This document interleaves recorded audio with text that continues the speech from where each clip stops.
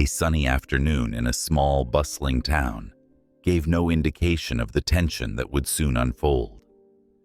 People went about their day, cars moved steadily through the streets, and the air was filled with the sounds of everyday life. In the midst of this ordinary scene, a black man, dressed casually yet with an air of dignity, walked confidently toward his vehicle. He was the mayor of this town, though his position was not immediately obvious from his attire. Today was a rare day off for him, a chance to blend into the fabric of his city without the weight of meetings or political responsibilities. As he opened the door of his car, he noticed a police cruiser slowly pulling up behind him. The flashing lights weren't on, and there was no siren blaring, but the slow approach of the vehicle felt deliberate. A lone officer inside, face hidden behind dark sunglasses, studied him closely. The man, feeling the gaze on his back, turned slightly to acknowledge the officer with a polite nod, before continuing to open the car door. Suddenly, the officer stepped out of the car. He didn't ask any questions, didn't inquire about what was happening. His first instinct was suspicion. His hand rested on his belt, near his holster, as he approached. "Hey!" the officer barked, his tone sharp and unwelcoming. The black man turned fully, somewhat surprised by the hostility in the officer's voice. "What do you think you're doing here?" the officer demanded, as if the simple act of getting into a car was somehow an offense. The man raised his eyebrows, confused. "I'm heading home. Is there a problem, officer?" His voice was calm, collected. He had dealt with many situations like this in the past, though each encounter still carried the weight of frustration and exhaustion. He had long since learned how to remain composed in the face of such hostility. The officer, however, seemed agitated by this calm response. "You don't look like you belong around here," he spat, glancing at the neighborhood as if searching for something to justify his growing aggression. The man took a slow breath, fighting the urge to react emotionally. He knew where this was going. It was a script that had played out far too many times for people who looked like him. "I live here. In fact, I'm the mayor of this city," the man said, keeping his tone steady, though he didn't expect the officer to believe him. But the officer didn't hear him, or perhaps chose not to. His focus was on something else, some narrative playing out in his mind. The man's calm demeanor, his quiet assertion of belonging, only seemed to fuel the officer's disbelief. "You think you can just lie to me?" the officer sneered, stepping closer now, his posture aggressive. The tension thickened in the air as the officer's assumptions took over the encounter. His eyes flashed with suspicion, and he reached for his radio. "I need backup. Possible suspect. Black male. Refusing to comply," he said into the radio, his words clipped and automatic. The mayor stood there, stunned. He hadn't refused anything. He hadn't done anything wrong. As the officer closed the distance between them, his hand hovering near his gun, it was clear this was not just a routine stop. This was something far more dangerous, an encounter fueled by prejudice. Despite the mayor's position of power, in this moment, he was reduced to just another black man in the eyes of the officer. It didn't matter that he had worked hard to uplift his community, that he had been elected by the very people the officer was sworn to protect. All that mattered was the officer's perception of him, a perception clouded by deeply ingrained biases. The officer now stood right in front of him, his chest puffed out, trying to assert dominance. "I don't care who you say you are. Show me your ID, now," he demanded, his voice louder, attracting the attention of a few passers-by. The mayor reached slowly into his pocket, his movements deliberate, careful. He knew that even the smallest gesture could be interpreted as a threat in situations like this. But as he reached for his wallet, The officer's impatience flared. "I said now," he barked, stepping even closer, his hand now resting fully on his gun. The mayor froze. He could say where this was headed. The tension in the air was palpable, as if a single wrong move could ignite a storm of violence. The officer's entire demeanor was that of someone who had already made up his mind. This was no longer about law enforcement. It was about control, about power. The situation escalated even faster than the mayor could anticipate. Before he could produce his ID, before he could speak another word, the officer lashed out. It happened in an instant, the officer's fist connecting with the mayor's face with a sickening thud. The punch was swift, unexpected, and violent. The force of the blow sent the mayor stumbling back against his car, dazed and shocked. He touched his face, where a sharp pain blossomed. Blood trickled from his lip, and for a moment, he couldn't believe what had just happened. The officer stood there, breathing heavily, his face a mask of anger and arrogance. He had crossed a line, but in that moment, he didn't realize it. To him, this was just another altercation, just another man who deserved the treatment he was receiving because he had dared to challenge authority. What he didn't know was that he had just struck the most powerful man in the city, a man who had the power to hold him accountable in ways he could never imagine. But in this moment, that didn't matter. What mattered was the raw power dynamic playing out before them. The officer felt invincible, untouchable. The world seemed to slow down in the moments after the punch landed. For the mayor, time itself felt distorted. He stood there, reeling from the force of the blow, his body betraying him with a wave of dizziness as his brain tried to process what had just happened. His jaw ached, and the taste of blood filled his mouth. His lip throbbed from the strike, and he instinctively raised a hand to his face, trying to make sense of the pain. The sharp sting was more than just physical. It was a gut-wrenching reminder of the brutal reality that black men, even those with power, were not immune to this kind of violence. The officer, on the other hand, remained in a heightened state of aggression. His chest heaved with each breath, and his clenched fists betrayed the surge of adrenaline coursing through his veins. He hadn't yet realized the gravity of what he had done. In his mind, this was just another unruly suspect, another man who needed to be put in his place. His bias had blinded him to the fact that he had crossed an irreversible line. He had allowed his assumptions, his prejudices, to transform what could have been a routine interaction into an act of outright violence. Around them, the street grew quieter. A few people nearby had witnessed the shocking event unfold, their expressions ranging from disbelief to fear. Some had instinctively pulled out their phones, recording the scene, while others hesitated, unsure of whether to intervene or simply watch in horror. The atmosphere was thick with tension, as if the very air itself had absorbed the ugliness of what had just occurred. The onlookers knew something had gone terribly wrong, but the officer remained unaware, his sense of righteousness clouding his judgment.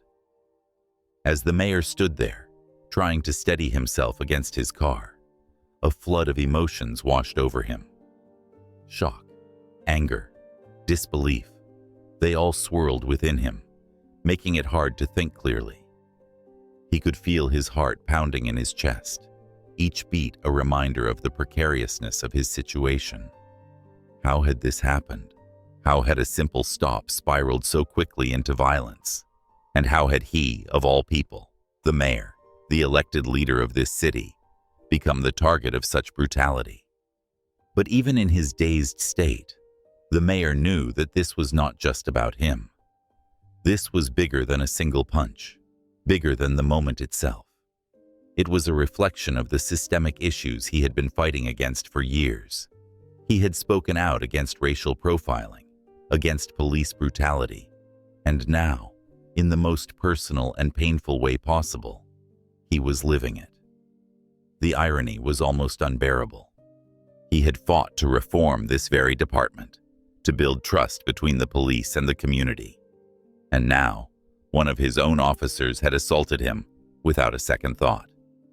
The mayor straightened up, wiping the blood from his lip, his movements slow but deliberate. He wanted to say something, to assert his authority, but the officer wasn't finished. Emboldened by his own actions, the officer stepped forward again, his voice sharp and accusatory. "You think you can get away with disrespecting me? You think you're above the law?" He spat, his face twisted with anger. The mayor's eyes widened slightly in disbelief. He had barely spoken. He hadn't disrespected anyone. But he could see now that logic, that reason, had no place in this encounter. The officer wasn't interested in hearing his side of the story. He wasn't interested in de-escalation or understanding. He was fueled by something much darker, an insidious need to dominate, to assert control over someone he saw as lesser, someone who didn't belong in this space, according to his narrow worldview. The mayor's silence only seemed to enrage the officer further. He took another step forward, his hand once again reaching for his belt, where his baton hung in its holster. For a moment, the mayor thought the officer might strike him again, this time with the weapon. His body tensed, preparing for the next blow. But then something shifted. Perhaps it was the growing crowd of onlookers, or the faint sound of a voice from one of the bystanders yelling out in protest. Or maybe it was the realization, slowly creeping into the officer's mind, that he was being watched. That this wasn't some private moment of unchecked power. This was a public spectacle, and people were recording every second of it. The officer's hand paused, hovering near his baton, as his eyes darted toward the gathering crowd. For the first time, a flicker of doubt crossed his face. He could see the phones raised in the air, the faces of those watching in stunned silence. The reality of the situation began to seep in, though it was still distant, still obscured by the haze of his own anger. He looked back at the man he had just struck, really looked at him for the first time, and something shifted behind his eyes. The man wasn't reacting like a criminal.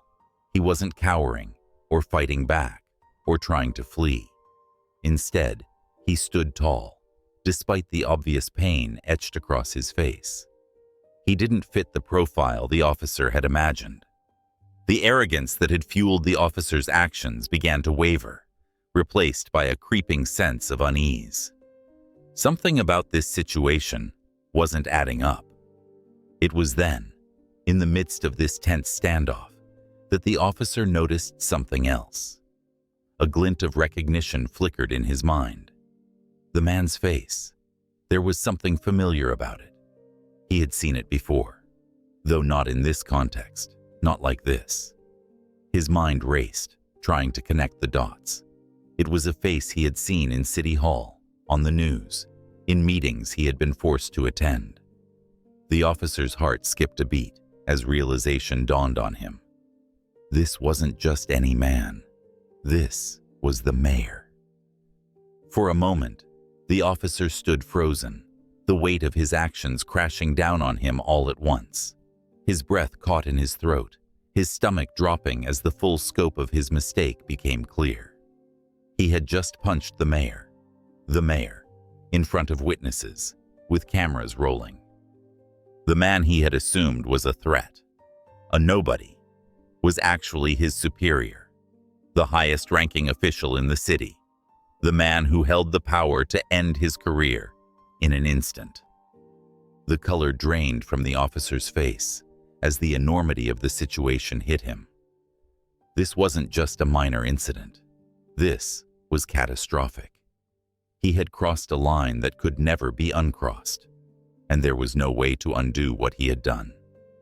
His mind raced, trying to find a way out, some excuse, some justification that might save him. But there was none. The truth was right there, plain as day, in front of him and the growing crowd of witnesses. The mayor, still reeling from the physical and emotional impact of the punch, met the officer's gaze, his eyes filled with a mixture of pain and steely resolve. He could see the realization dawning on the officer's face, the sudden shift from arrogance to panic. But there would be no words of comfort, no reassurance that things would be okay. The mayor knew what this meant, not just for himself, but for his city, for the fight he had been waging against the very system that had now turned on him. The silence between them was heavy, loaded with unspoken truths. The officer's world seemed to collapse in on itself the moment he realized the true identity of the man he had just assaulted. His heart pounded loudly in his chest, each thud reminding him of the irreversible mistake he had made. For a second, he stood there, frozen in disbelief, his body rigid as the enormity of his actions washed over him. It was as if someone had pulled the ground from beneath his feet, leaving him suspended in a nightmare of his own creation. He has sent the mayor before at public events on television. In shaky makings, this man was no stranger, but in his reggae and pressure, he had been blinded by his assumptions. The mayor wasn't just some random person on the street. He wasn't a faceless individual whose life could be disrupted without consequence. He was the man in charge of the city, the figure who represented authority, leadership, and integrity. And now, the officer had laid hands on him in an act of unjustified, unprovoked violence. The mayor, still standing firm, despite the pain radiating from his face, watched as the officer's expression changed from aggression to dawning horror. The officer's eyes widened, his lips parted as if to say something, but no words came. The realization was too big, too overwhelming for any immediate response. His hand, which had been hovering near his baton, dropped to his side. His posture shifted from one of domination to something that resembled fear, or at least profound uncertainty. The air around them was thick with tension, the silence punctuated only by the distant sounds of the city, car engines, footsteps, the occasional murmur of someone in the gathering crowd. The onlookers had started to put the pieces together as well, whispers spreading like wildfire. People who had been watching with a sense of detached curiosity now felt the gravity of the situation. They were witnessing something that would likely send shockwaves through the city, through the police department, through the very fabric of their community. The officer opened his mouth again, this time managing to force out a shaky sentence. "Sir, I didn't know." His voice was barely above a whisper, the words stumbling out of his mouth as if he were struggling to breathe. He glanced nervously at the phones still recording the incident, the small crowd now growing in size as more passers-by stopped to see what was happening. The mayor didn't respond immediately. His head was still spinning from the impact of the punch, and his lips stung where it had split open. He could feel a small trickle of blood running down his chin, but he refused to let the injury diminish his dignity. Straightening his back, he wiped the blood from his face with the back of his hand, his expression one of controlled anger. His eyes locked onto the officers, and in that gaze was a power that needed no words. The officer, now visibly sweating, tried again. "I'm sorry, sir. I didn't know it was you," he stammered, his voice shaky, almost pleading. But his words felt hollow, even to him. What difference did it make whether he had known or not? The fact that he had attacked an innocent man, regardless of his title, was the core issue. The mayor knew this all too well. It wasn't about him being the mayor. It was about the abuse of power, the unchecked prejudice that had led to this moment. The crowd was growing louder now, their whispers turning into low murmurs. People were starting to understand the full weight of the situation. Some looked on with disbelief, others with anger. The atmosphere had shifted from mere curiosity to a simmering outrage. The phones continued recording, capturing every second of the officers' growing panic and the mayor's composed but fiery response. "I didn't know," the officer repeated, but this time the words came out weaker, almost as if he didn't believe them anymore. His face had drained of color, and for the first time, he seemed to grasp the magnitude of what he had done, not just the physical act of striking the mayor, but the deeper implications.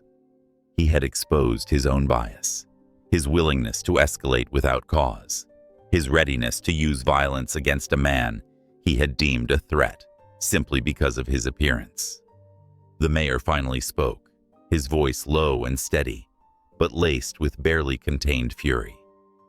"It shouldn't matter who I am," he said, each word deliberate, carrying the weight of the moment. "I told you who I was, and you didn't care.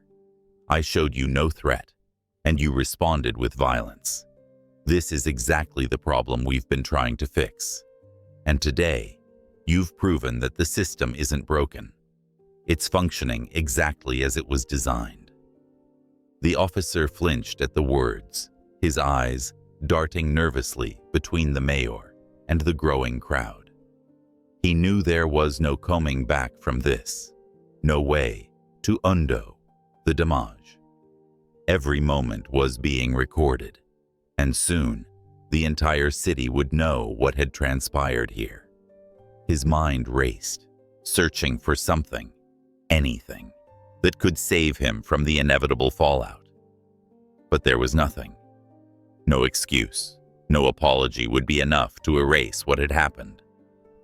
The mayor took a step forward, his eyes never leaving the officer's face. "You punched me because you assumed I was someone I wasn't, because you saw a black man and decided I didn't belong. You didn't ask questions. You didn't treat me with the respect you would have given someone else. And now, you're sorry because of who I am? Because you think this is about power?" His voice was rising now, but it wasn't out of control. It was the voice of a man who had seen too much of this, who had fought for too long against it, and who was now standing as a living testament to the very injustice he had tried to eradicate. The officer opened his mouth to speak again, but no words came out. His breath came in shallow, panicked gasps as the realization of what he had done settled in his bones. This wasn't just a career-ending mistake.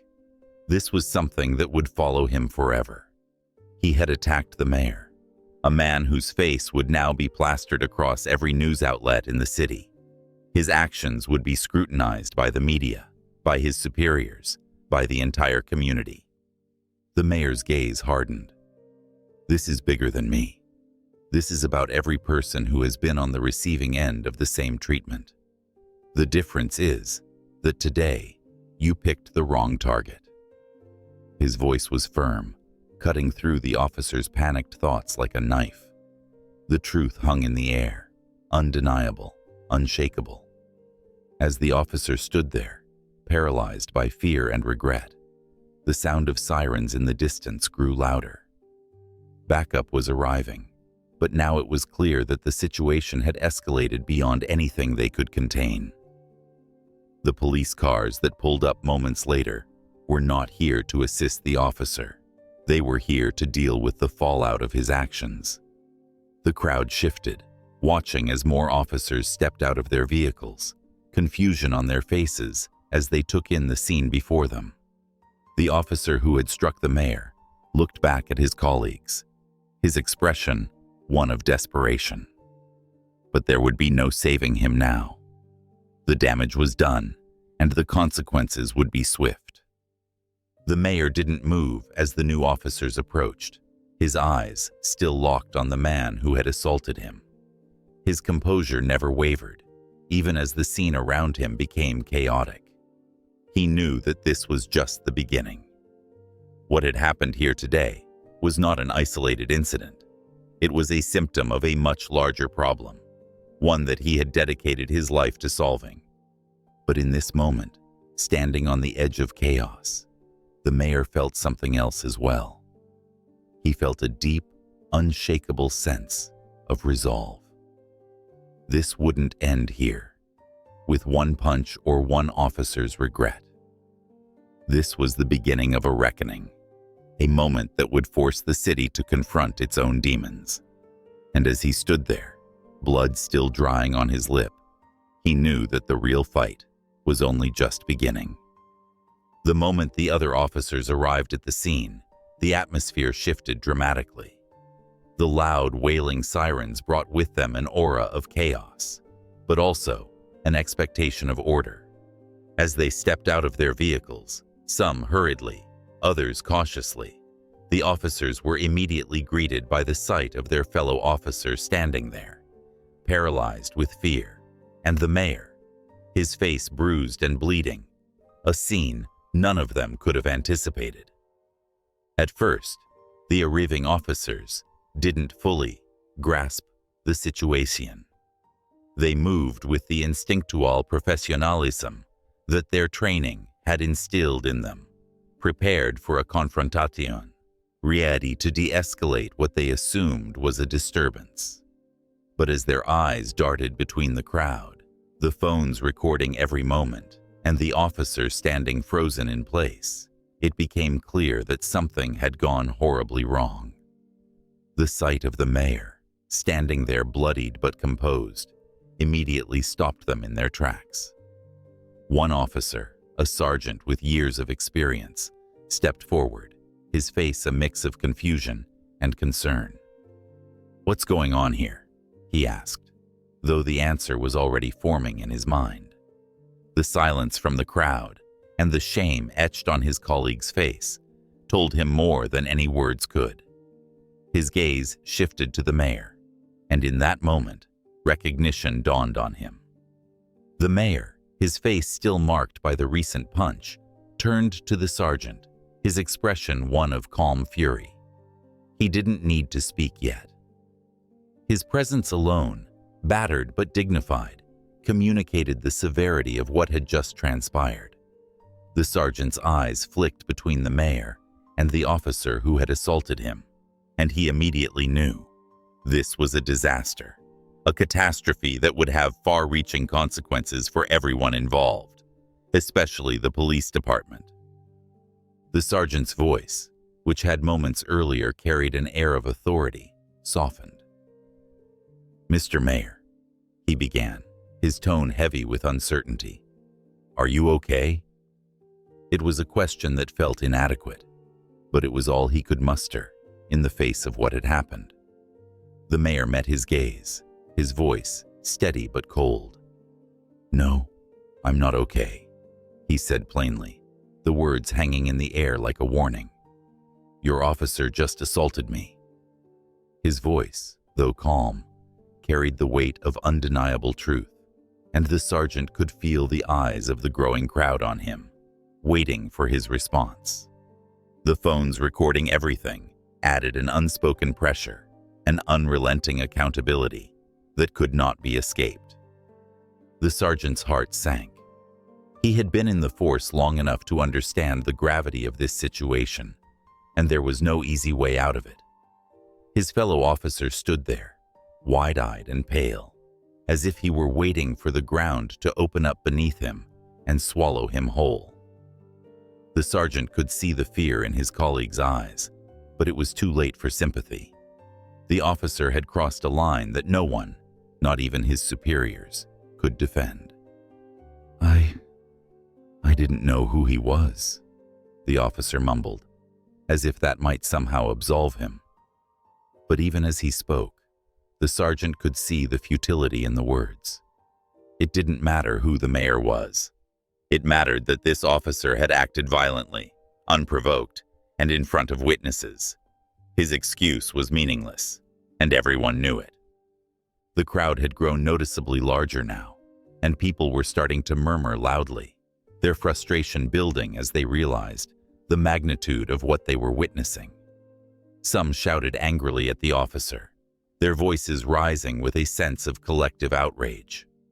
Others stood silently, their phones raised, capturing every second, ensuring that there would be no way to twist the truth. The tension was palpable, and the line between maintaining order and losing control of the situation was becoming thinner by the second. The mayor, aware of the crowd and the eyes on him, took a slow, deep breath. His mind was racing, not just with the pain of the physical assault, but with the implications of what this meant for his city.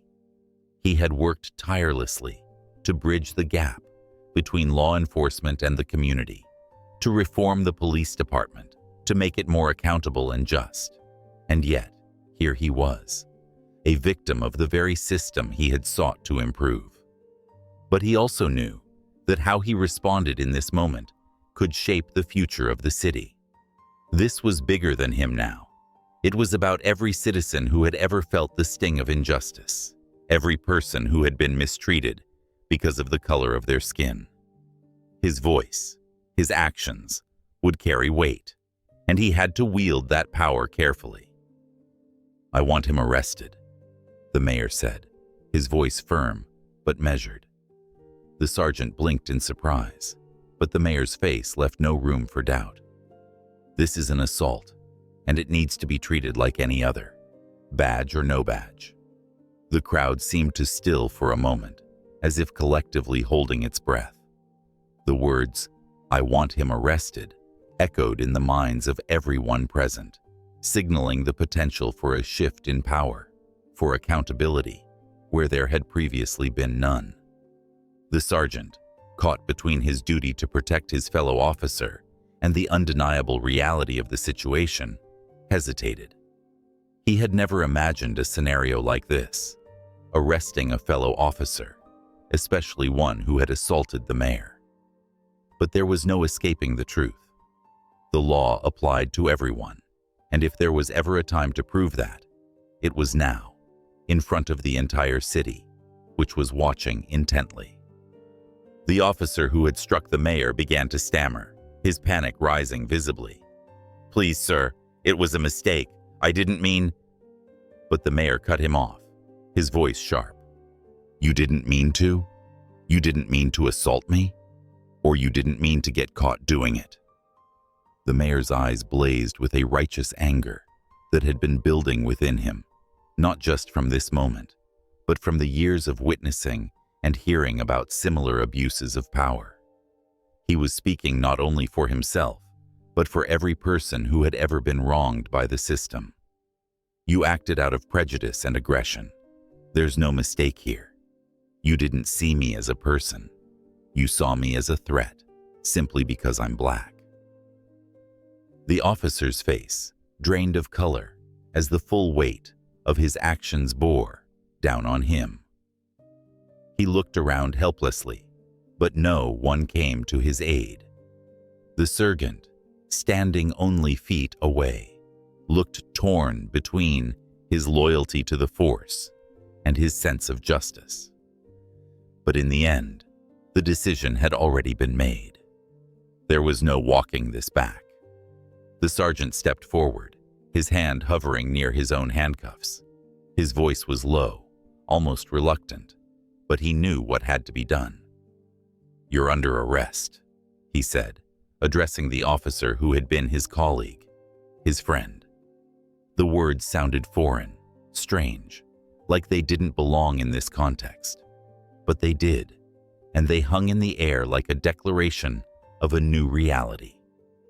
The crowd erupted. Some cheered, while others shouted angrily, their emotions spilling over as they processed what was happening before their eyes. The officer, once so full of authority and aggression, now looked small, insignificant. His hands shook as the sergeant placed the cuffs around his wrists, and his eyes were wide with fear as if he were still struggling to comprehend how everything had fallen apart so quickly. The mayor watched in silence as the officer was led away.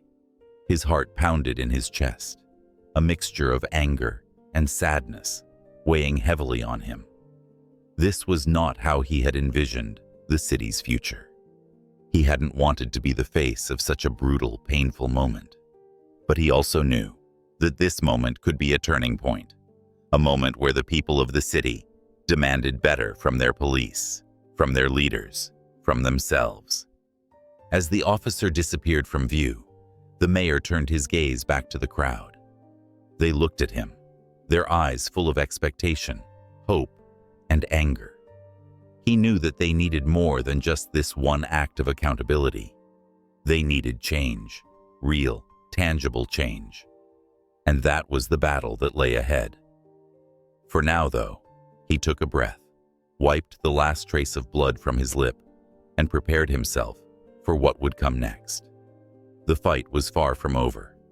As the news of the incident spread like wildfire, the town was soon engulfed in a wave of outrage, disbelief, and frustration. What had started as a routine stop for a black man in the city had escalated into an act of police brutality, an act made all the more shocking when it was revealed that the victim was the mayor himself.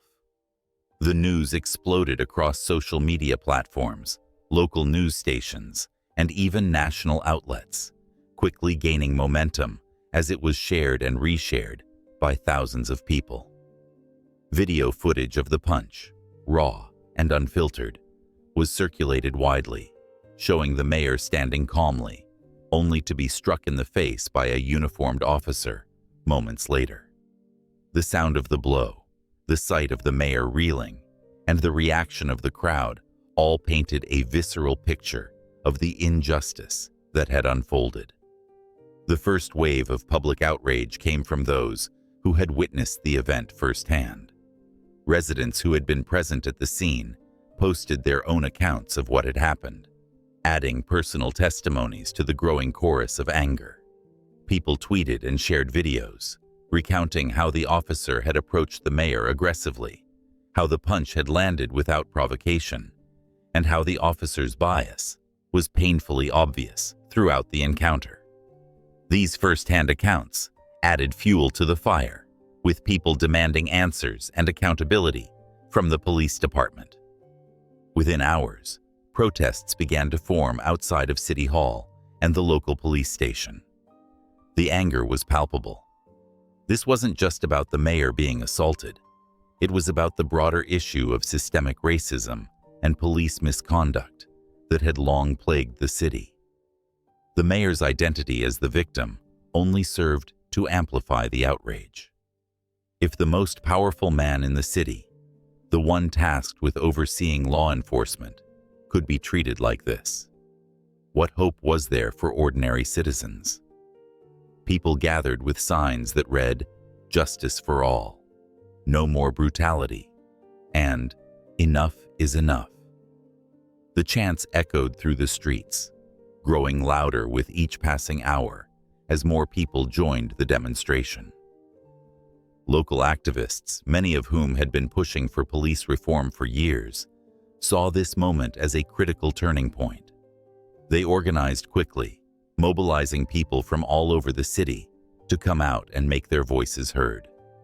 Their message was clear. This incident was not isolated.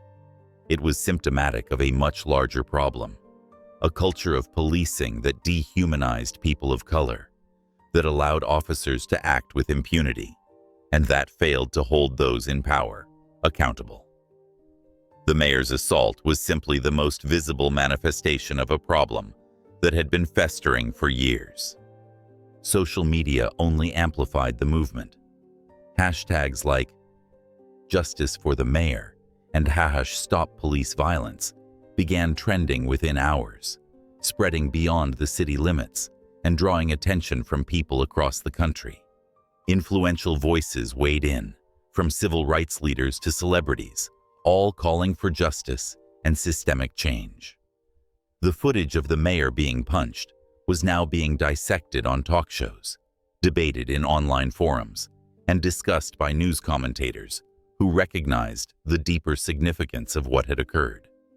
National organizations, including civil rights groups and police reform advocates, threw their support behind the protesters. Statements condemning the actions of the officer and the broader issue of police violence were issued by groups like the NAACP and Black Lives Matter. Calls for the officer's immediate termination and arrest were loud and unrelenting. The demand for justice became a rallying cry, and what had started as a local incident was quickly becoming part of a larger national conversation about race, policing, and accountability. In the city itself, the tension was growing by the hour. The police department was facing intense scrutiny, with reporters camped outside the station, pressing for statements from the police chief and city officials. The department, caught off guard by the scale of the backlash, issued a brief and cautious statement, saying that an internal investigation was underway and that the officer involved had been placed on administrative leave. But for many, this response was too little, too late. The people wanted action, swift, decisive action, not the usual bureaucratic delays and half-hearted promises of reform that often followed such incidents. The mayor's own response was critical in shaping the public's discourse, despite the physical and emotional toll of the assault. He quickly recognized the importance of addressing the public. Within hours of the incident, he stood in front of the media, a visible cut on his lip and swelling on his face. Yet he spoke with unwavering conviction. His words were measured, but his message was powerful. This was not just about him. It was about every person in the city who had experienced similar treatment, who had been profiled, harassed, or brutalized by law enforcement. He acknowledged his privilege as mayor, noting that his position had given him a platform to speak out. But he reminded everyone that most victims of police violence didn't have that luxury. Most went unheard, their stories buried, their pain dismissed. His speech was a call to action, not just for the community, but for the city's leadership. He demanded immediate accountability, not only for the officer involved, but for the entire department. He called for an independent investigation, knowing that the public's trust in the police's ability to police themselves was non-existent. And he made it clear that this incident would not be swept under the rug. It would serve as a catalyst for the reforms he had been pushing for since he took office, reforms that many within the police department had resisted. The mayor's speech only intensified the public's desire for justice. His words were shared widely across social media, with people praising his bravery and his commitment to fighting for change, even as the victim of such a humiliating and violent attack. The protests outside City Hall swelled, with people from neighboring towns and cities coming to stand in solidarity. The streets were filled with chants calling for justice, signs denouncing police violence, and banners demanding real, lasting change. As the days went on, the pressure on the police department mounted. The officer who had assaulted the mayor was now facing both public outrage and legal consequences. Calls for his arrest grew louder, and city officials, feeling the heat, were forced to act. The district attorney announced that charges would be brought against the officer, and an independent review of the police department's practices would begin immediately. These actions, while significant, did little to quell the anger of the protesters, who knew that this was just one step in a much larger battle for justice.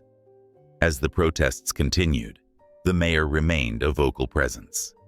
He joined the demonstrators in the streets, standing shoulder to shoulder with his constituents, many of whom were still reeling from the shock of seeing their leader treated so violently.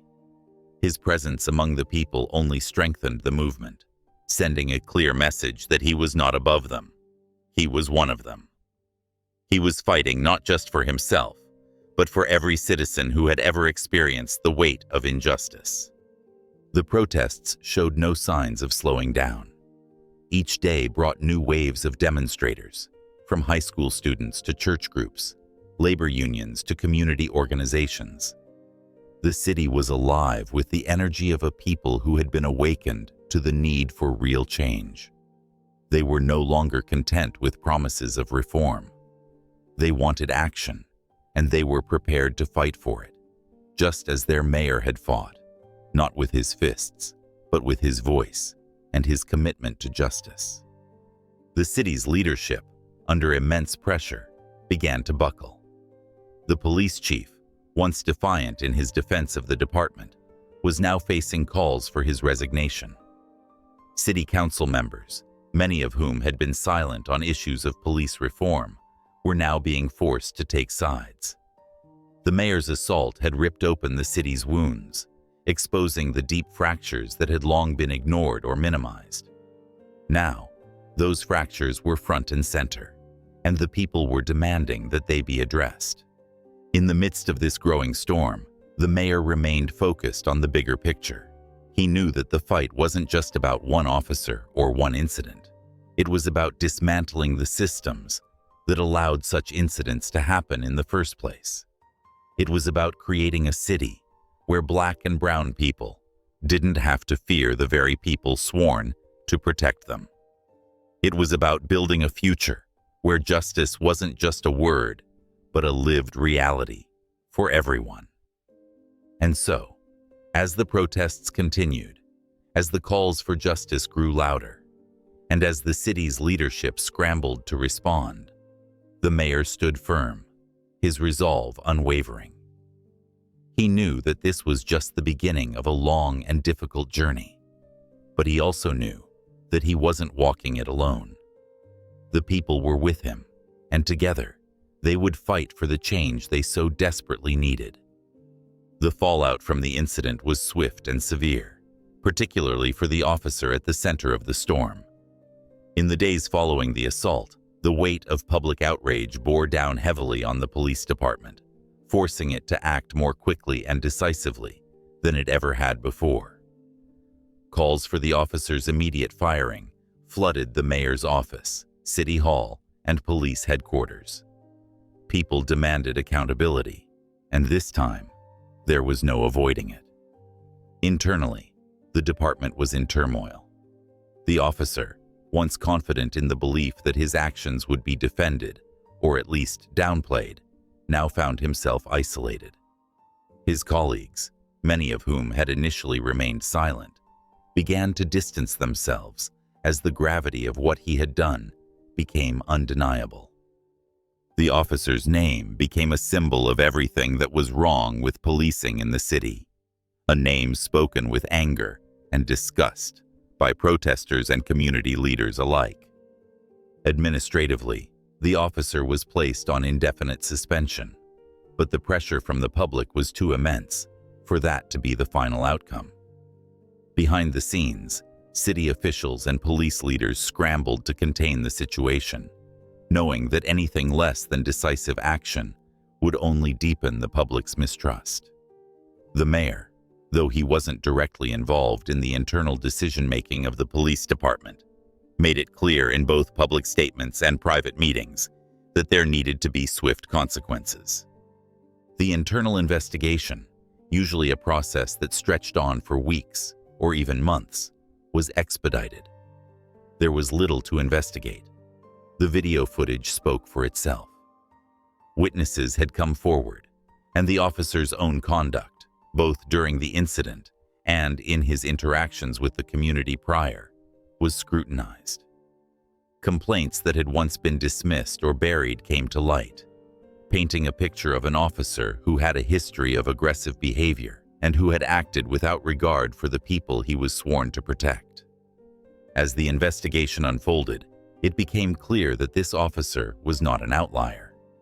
His actions, though extreme in this case, were symptomatic of a broader culture within the department, a culture that allowed certain officers to behave as though they were above the law.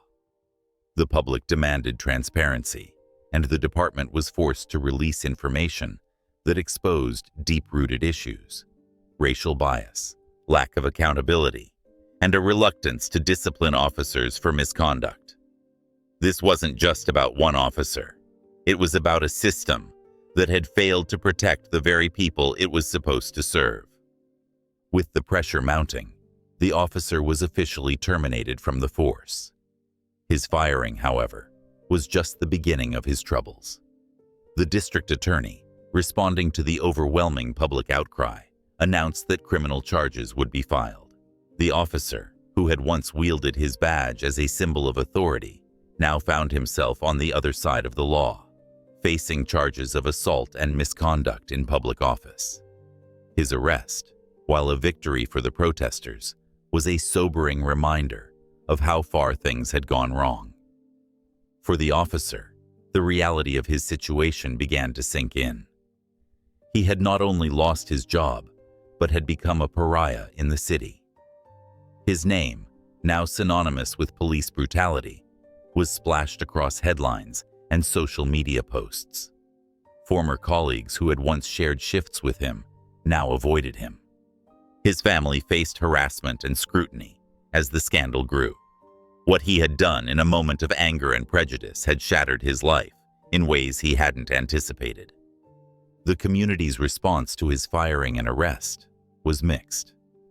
For many, it was a long overdue step toward justice.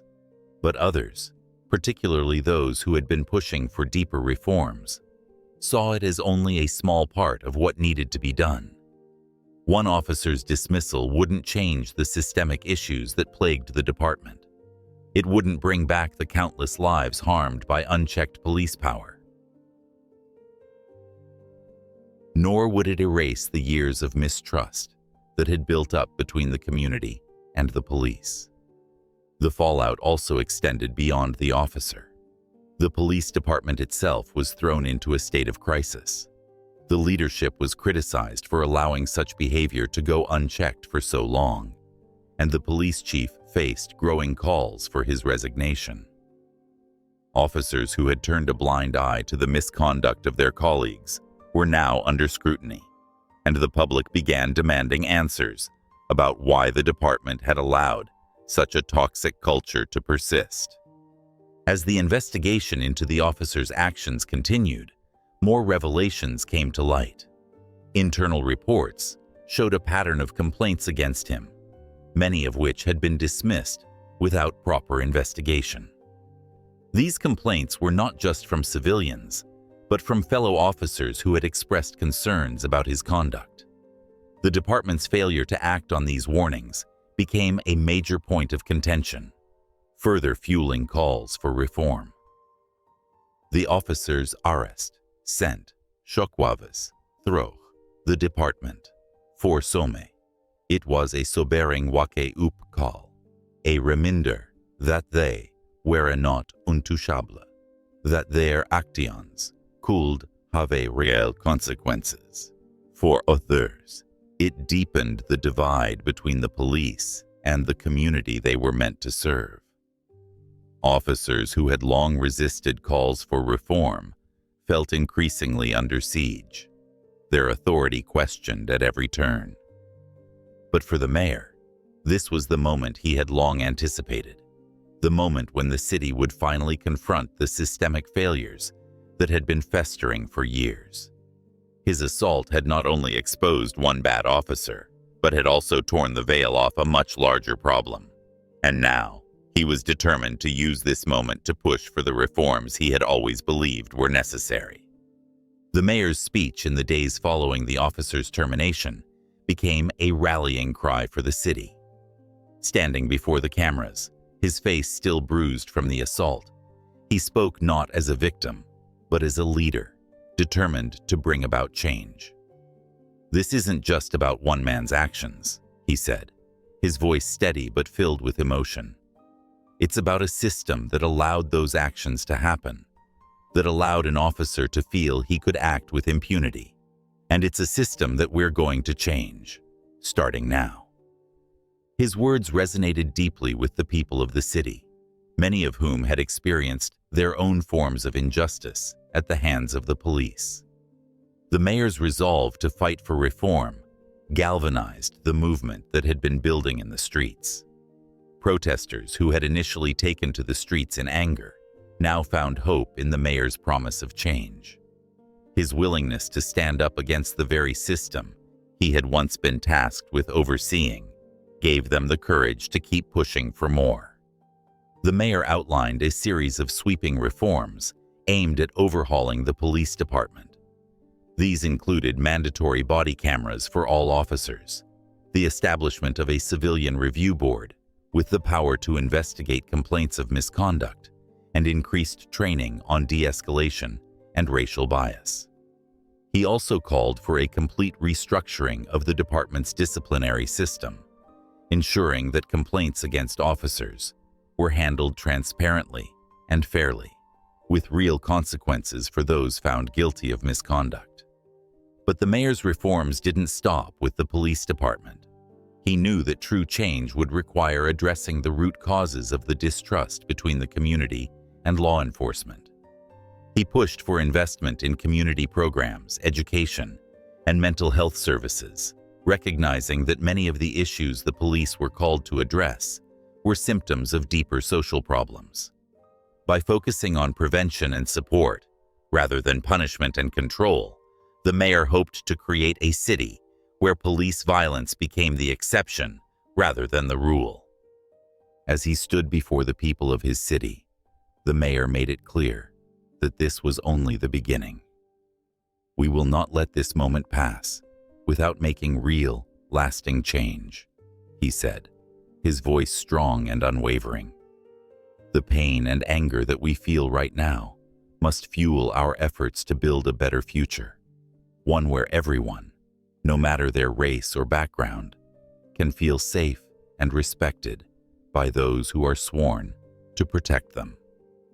The crowd erupted into applause, their cheers filling the air with a sense of hope and determination. The mayor had become not just a symbol of resilience, but a beacon of what could be possible if they all stood together and demanded better. In the days and weeks that followed, the momentum behind the mayor's reforms only grew stronger. City council meetings were flooded with people from all walks of life, eager to participate in the shaping of a new future. Community leaders, activists, and ordinary citizens joined forces to ensure that the changes the mayor had promised would become a reality. The police department, once resistant to reform, now faced a new reality. Officers who had once felt untouchable were being held accountable for their actions, and the culture of the department was slowly beginning to shift. It wasn't an easy process, and there were still those within the ranks who resisted the changes. But the tide had turned, and there was no going back. The mayor, though still healing from his own physical wounds, felt a renewed sense of purpose. His assault had been a painful and humiliating experience, but it had also ignited a movement that had the potential to reshape the city for the better. He knew the road ahead would be difficult, that real change wouldn't come overnight. But for the first time in a long time, he felt a sense of hope that his city could finally become a place where justice and equality were more than just ideals. They were the foundation upon which the future would be built. The mayor's call for police reform sparked a movement in the city that went far beyond the streets and protests. What started as outrage over a single act of violence quickly evolved into a sweeping demand for structural change across the entire police department. The momentum was undeniable. Citizens who had long felt silenced by the system were finding their voices, sharing their stories of mistreatment, and pushing for a future where such incidents could no longer occur. The local government, shaken by the intensity of the public's demands, moved quickly to put legislation into action. The first order of business was to establish an independent civilian review board, something the mayor had been advocating for years. The board would be composed of community members, activists, legal experts, and even former law enforcement officers who had experience with police oversight. Its purpose was to investigate complaints of police misconduct and use of force incidents, giving the public a transparent mechanism for accountability. The creation of the Civilian Review Board was met with widespread support from the public, but it also faced fierce resistance from within the police department. Officers, especially those who had been in the force for years, saw this move as a direct challenge to their authority. They feared that civilians without law enforcement experience would not understand the complexities of their job, leading to unfair judgments. Some officers expressed frustration that they were being scapegoated for the actions of a few, insisting that not all police officers were guilty of abuse or racism. The police union quickly became a vocal opponent of the reforms. Its leaders argued that the changes would undermine morale, making officers hesitant to do their jobs out of fear of reprisal. The union organized meetings, sent letters to city officials, and even threatened to strike if the reforms went through. But the mayor stood firm. He had heard these arguments before, and he knew that real change was impossible without accountability. He met with the police union, not to negotiate away the reforms, but to make it clear that accountability was non-negotiable. "This isn't about punishing good officers," the mayor said during a tense meeting with union representatives. "This is about making sure bad officers can't continue to hide behind their badges. We cannot have a system where the trust between the community and the police is shattered because of the actions of a few. Accountability is what will protect the integrity of your department, not destroy it." Despite the pushback, the legislation passed, and the Civilian Review Board was officially established. Its first case, of course, was the investigation into the officer who had assaulted the mayor. While the criminal proceedings were underway, the Review Board conducted its own inquiry into the culture of the police department and how such an incident had been allowed to happen in the first place. The findings were damning. The board uncovered years of unchecked misconduct, cases where complaints had been buried or dismissed without proper investigation. They revealed a pattern of racial profiling, unnecessary use of force, and a troubling lack of disciplinary action taken against officers who had repeatedly been accused of wrongdoing. These revelations hit the city like a second wave of shock, reinforcing the need for the reforms that the mayor had been advocating for. The Civilian Review Board wasn't the only major change taking place. As part of a larger effort to reform the department, the mayor implemented a series of new training programs aimed at addressing racial bias and de-escalation techniques. Every officer, from rookies to veterans, was required to undergo comprehensive training that focused on community engagement, conflict resolution, and the historical roots of policing in communities of color. The goal was to shift the culture of the department from one that was focused on control and authority to one that emphasized partnership and protection. At first, the changes were met with skepticism. Many officers felt that the new training was an indictment of their character, a suggestion that they were inherently biased or incapable of doing their jobs. But as the training progressed, attitudes slowly began to shift. Officers who had been reluctant to participate found themselves engaging in meaningful discussions about race, power, and their role in the community. Some even admitted that the training opened their eyes to biases they hadn't realized they had, prompting a gradual but noticeable change in how they approached their work. The mayor's reform agenda didn't stop with policing. He knew that the underlying issues driving the distrust between law enforcement and the community went deeper than police misconduct. Poverty, lack of access to education, and inadequate mental health services were all contributing factors that needed to be addressed if the city was truly going to heal. With the support of the city council, the mayor launched a series of initiatives aimed at revitalizing underserved communities. These programs included job training, affordable housing projects, expanded educational opportunities, and increased funding for mental health and social services. The mayor recognized that addressing these social issues was not just about reducing crime, but also about creating a city where everyone had the opportunity to thrive. He believed that by investing in communities, the need for aggressive policing would diminish naturally. People who had access to resources, opportunities, and support systems were less likely to find themselves in situations that led to police encounters in the first place. At the same time, the mayor also sought to rebuild trust between the police and the community. One of his most ambitious initiatives was the creation of community policing units, where officers would be assigned to specific neighborhoods long-term, with the goal of building relationships with the residents. These officers were not there to simply patrol or enforce the law. They were tasked with becoming part of the community, attending neighborhood meetings, working with local leaders, and engaging with citizens on a personal level. The program took time to gain traction, but slowly, the results became evident. In neighborhoods where community policing units were deployed, reports of excessive force dropped, and the relationships between officers and residents improved. Instead of seeing the police as an occupying force, people began to view them as partners in keeping the community safe. Officers who participated in the program also reported feeling more connected to their work, as they could see the tangible difference they were making in people's lives. As the months passed, the changes in the city became more noticeable.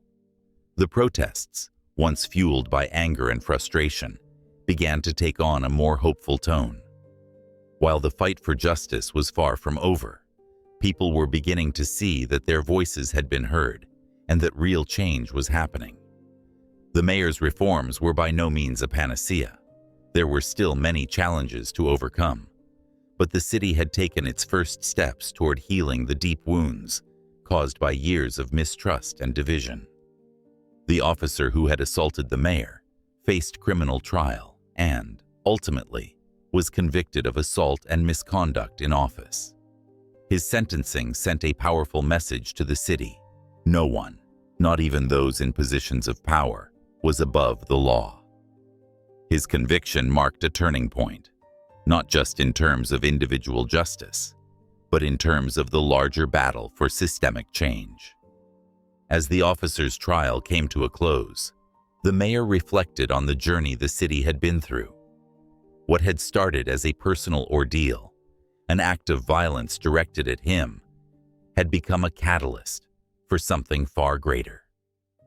He had always known that the road to reform would be difficult, but he had not anticipated just how much support he would find from the people of his city. They had stood with him, even when the fight seemed impossible, and together, they had begun the process of transforming a broken system. In the aftermath of the trial, the city held a series of town hall meetings where citizens could come together to discuss the ongoing reforms and what more needed to be done. The mayor attended each meeting, not as a politician looking for praise, but as a member of the community. He listened to the concerns of his constituents, acknowledged their pain, and promised to keep fighting for the changes they still needed. In the final town hall, a young woman stood up to speak. Her voice was shaky at first, but it grew stronger as she addressed the mayor and the crowd. "I just want to say thank you," she said. "Thank you for showing us that we don't have to accept things the way they are. You stood up for us when no one else would, and because of that, we're finally seeing the changes we've been fighting for.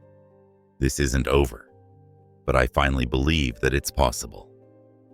Her words were met with applause, but they also brought a quiet sense of reflection. The mayor knew that the work was far from finished, that there were still injustices to confront and systems to dismantle. But in that moment, he felt a deep sense of pride, not for himself, but for the people of his city. They had shown resilience in the face of oppression, hope in the face of despair, and a commitment to justice that would carry them forward. As the town hall came to an end and the people began to filter out into the streets, the mayor stood for a moment, watching as they walked away, ordinary citizens who had become the architects of their own future. The city was changing, slowly but surely, and while the scars of the past would never fully heal, there was now a path forward. The mayor knew that there would be more battles ahead, more obstacles to overcome, but he also knew that the people were ready, and so was he. The mayor walked out of the building, the cool evening air hitting his face as he stepped into the city he had fought so hard for. The journey had been long, and there was still much work to do, but for the first time in a long time, he felt a sense of peace. This was his city, and together, they were building something new, a city where justice, accountability, and hope could finally take root. And this, he knew, was only the beginning.